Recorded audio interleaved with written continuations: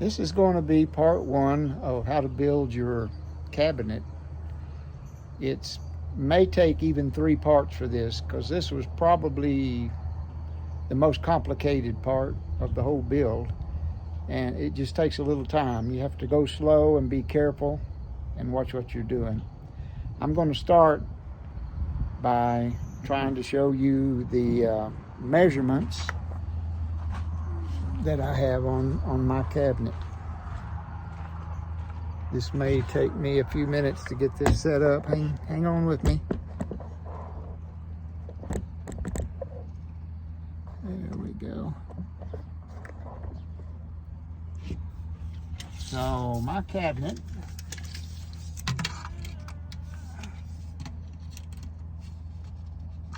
is right at 32 inches wide, and on the height, the bottom to this part, this piece right here, like they're different sizes, but this part on this end is right at 41 inches. The depth of my build, on where it goes toward the window, it's 14 inches. Down at the bottom,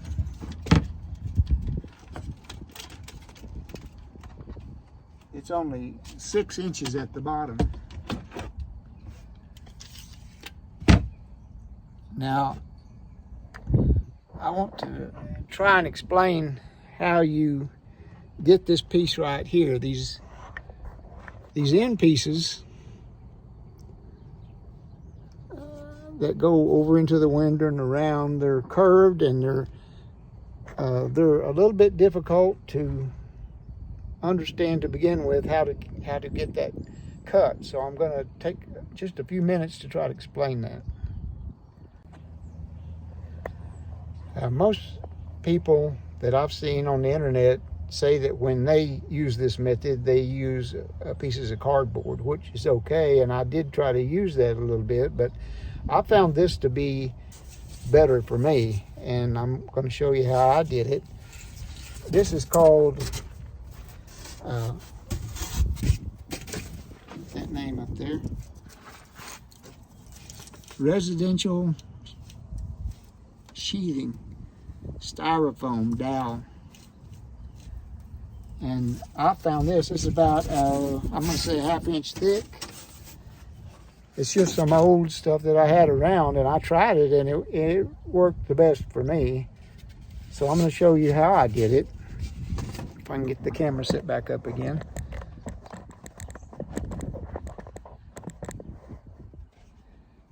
Oh, also I wanted to show you the piece that I built out of a square. Eric had this on his channel, and he was using it this way, so I built one the same way, and it works pretty good, so that's what I used.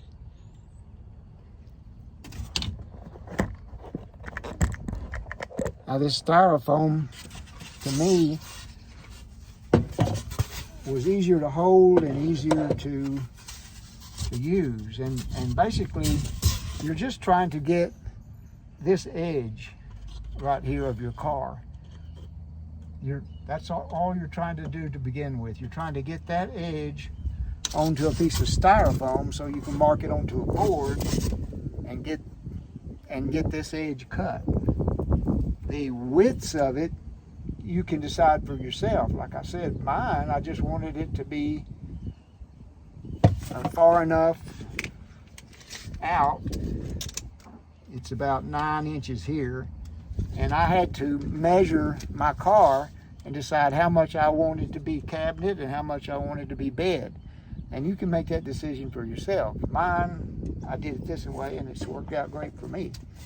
Now the styrofoam, all you really do is you place the end of that pencil or whatever you have against the edge that you're trying to form. And I used this magic marker, or permanent marker I think they're called, and you just drag it right along the edge of your vehicle. It don't have to be perfect. That's the good thing about this styrofoam, is that it's easy to cut, and you can manipulate it really easy. So as you can see, I just made that edge right there, and that's the edge right here. So I transfer that edge to a board, and I can get, if you go along the whole edge of your car, you can get the whole edge of that window clean up to the top. Now you do that on this edge, and you do it on the far edge. That's the way you get those two end pieces. When I made my build, I made the floor out of 3/4 inch plywood, and I had quite a bit of 3/4 inch plywood left. So I used it in a lot of places. These end pieces are made out of 1/2 inch. And this front piece I made out of 1/4 inch. These are 1/2 inch also, these little doors. So if I was gonna cut that, I would have done just like I did with this styrofoam. I would have done it all the way up on a piece of styrofoam. You can buy that at Home Depot. It doesn't cost too much. I used to pay about $10 a sheet for it. And you can cut it up into pieces so that it fits. You can set it on the floor of your car, have someone else hold it for you. That's the easiest way, 2 people. And then use this type of marker and just mark all the way up it, and then take your razor blade cutter and you cut that piece out. You do just the way you marked. And with that razor blade cutter, see, after you cut it, you can take it back in here and fit it up there and see if it fit right. If it didn't fit right, you can take that razor blade and cut a little more. If you wound up cutting too much, which I have done before, I've cut out too much. Well, I just took some tape and glued over that part another piece of styrofoam, because it doesn't matter, you know, if it's 2 layers or 3 layers or whatever, because when you're marking it on your plywood, you're marking straight down, so you're just getting that edge onto your plywood, and then you cut it. You can change it or fix it or repair it or manipulate it any way you want to with this styrofoam, and it's easy to work with.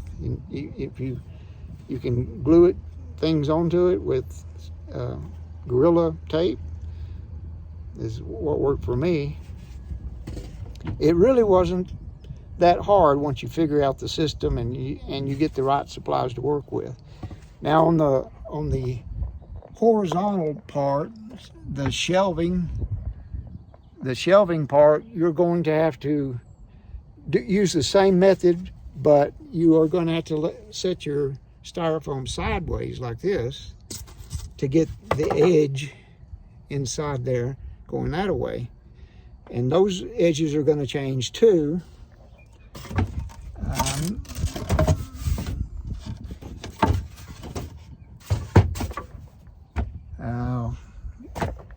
It's hard to see, but that one shelf right up there is right along the windowsill. You want that one shelf to be sitting on top of that windowsill.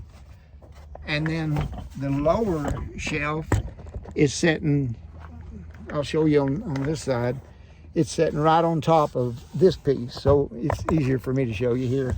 One shelf will be sitting on top here, and one shelf will be sitting on top here.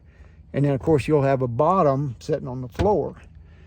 I also have a shelf along the top, but there's no particular place for that. It's just along the edge so that you can put things up there.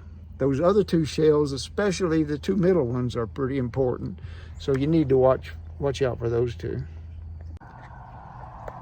Another thing that I forgot to mention is about anchoring. On my build, I wanted to anchor these cabinets in 3 different places. I anchored it one place down below here, to the bottom, to the board that comes across. You can see it there, and is anchored to the car. I anchored at one place up high here. I put a handle in there and anchored it to that top handle. And then the third place is on the other side, down at the bottom by the sink basin. I put an anchor there into the floor. It's the floor that I installed. So it has 3 anchors, and it holds it really well.